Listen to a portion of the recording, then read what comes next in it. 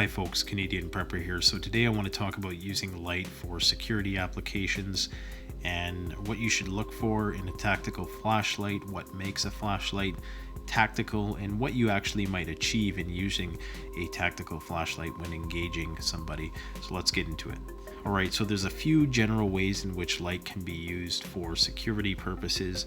Most people are familiar with the idea of using a tactical flashlight in a close combat situation, so that could be blinding somebody. Some of the more modern flashlights that have the anodized aluminum, the hard ruggedized body, you're going to be able to use that to strike people as well. As I discussed in my last video, it can be used to illuminate a larger area of combat, particularly the high lumen output floodlights that are used today are very akin to the ambush light, which was used in the Vietnam War. So if you wanted to know a bit more about that, you can go and watch my last video on that particular topic. Obviously, there's search and rescue applications, so if you are trying to find a threat that might be escaping, or if you're defending a property and you need to see out into the distance what might be out there, using a high-powered floodlight is very useful for that purpose.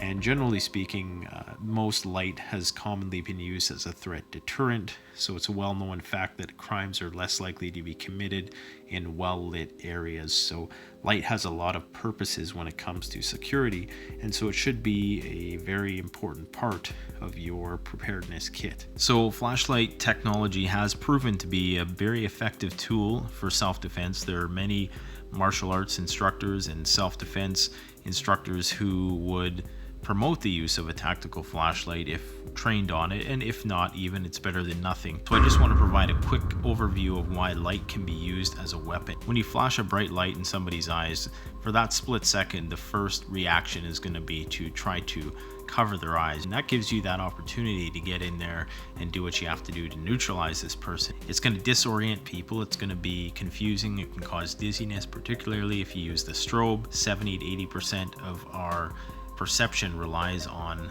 vision, so neutralizing the primary sensory modality is going to give you a huge advantage over your opponent. In addition to that, it is very versatile as a weapon. It could be used as a striker, as a kubaton, or as a baton. It's going to probably induce fear and create indecision.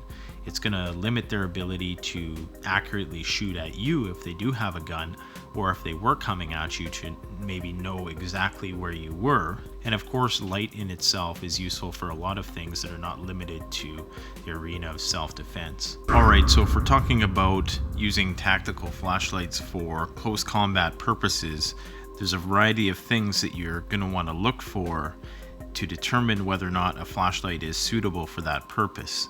The first decision you'll have to make is with regards to the form factor of the flashlight. So do you want a flashlight that's for EDC purposes, or do you want something that is going to stay in your car or at home, a base camp type flashlight, which could be bigger and could double as a baton, whereas the EDC style flashlights are going to double as kubatons, and those are going to require more skill and accuracy in order to execute and use as a self-defense tool outside of just using it to flash somebody in the eyes with the light. Basically, any bipedal hominid with an opposing thumb can wield a baton, but it takes a lot more skill to use a kubaton. In the same vein, if you're talking about form factor, you're going to want what they call a crenellated strike bezel. On the head of the flashlight, where the reflector is, or where the light is, there's going to be these jagged edges, and what that's going to do, that's going to add more puncture to your strike, be a more effective tool in disabling an attacker. Another one of the main and probably most overlooked aspects of what it means to have a tactical flashlight is lumens versus candela, or lumens versus peak beam intensity. Now, basically how lumens versus candela works: if you have a flashlight, the total amount of light that is being emitted from that LED is what we call the lumen count of the flashlight. Most people mistakenly confuse this with the intensity or the brightness of the flashlight. Now, indeed, lumens is a very important factor, and if you take a look at the Thrunite TN 36 UT that I recently reviewed, it's probably one of the most powerful flashlights on the market in terms of how many lumens it puts out, and it works great as a floodlight for distances within 100 to 200 meters. However, beyond that, it loses its effectiveness. So lumens are the overall light output, but candela is how concentrated that light is in what we call the hotspot of a given area. So some flashlights are going to have a deeper reflector, which is going to throw that light and concentrate most of those lumens into one focal point. You're going to want as much candela as you can possibly get while not having such a tight hotspot that you have to be overly accurate and precise with the placement of the light. So you want a nice balance between flood and throw. And basically, the more concentrated that light is, the further it's going to be thrown. And this is where the reflectors come in. So basically, the reflector is that concave or parabolic mirror-looking thing that surrounds the LED bulb of your flashlight. And the purpose of the reflector is to channel the light into a certain direction. So generally speaking, the deeper and the more concave and the bigger the reflector is, the further that light is going to be thrown. That's why most small EDC style tactical flashlights don't have a lot of throw, simply because they're not conducive to having a large reflector or collimator inside them to throw that light. Whereas a large reflector is going to gather more light, and it's going to be able to project that in parallel so it can be used as a spotlight, and it's going to have a much higher beam intensity than a floodlight. Obviously, you're going to want your flashlight to be as ruggedized as possible. Most, if not all, of these flashlights nowadays are made from some sort of anodized aluminum or metal or steel, titanium. So that's not going to be a hard demand to have met. Another major feature of a tactical flashlight is that its on button is on the tail cap, and this is going to facilitate what they call the ice pick grip.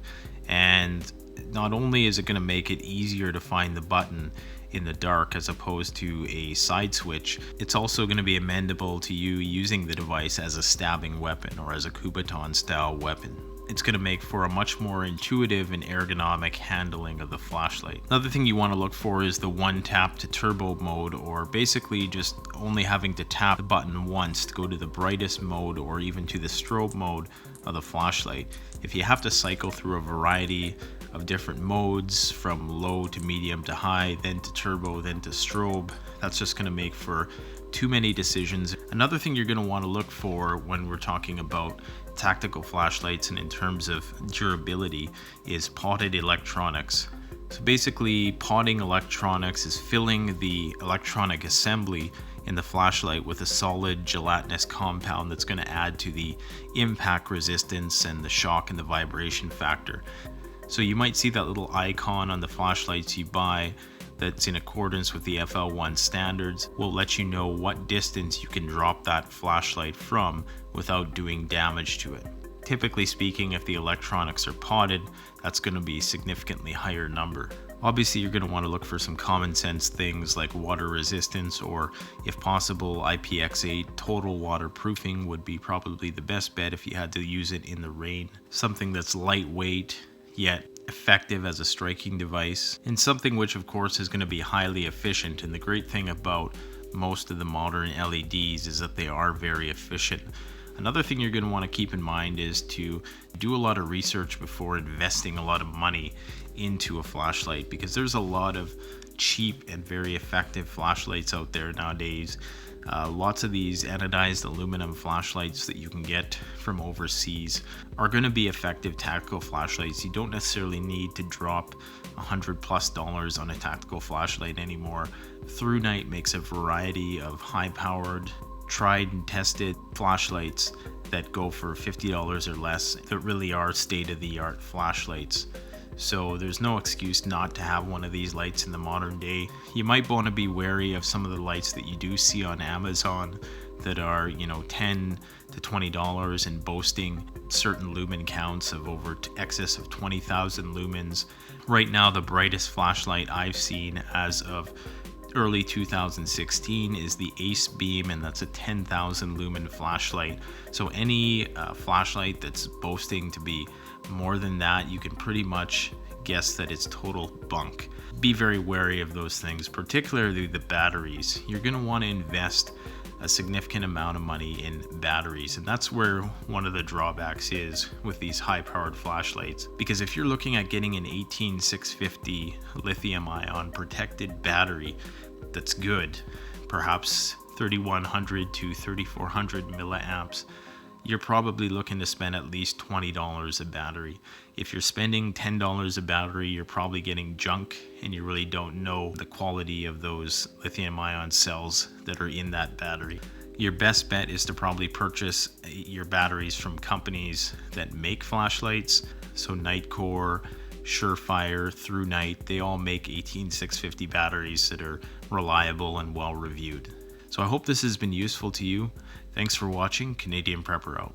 Check out the Canadian Preppers Network blog, an excellent resource for survivalists and preppers.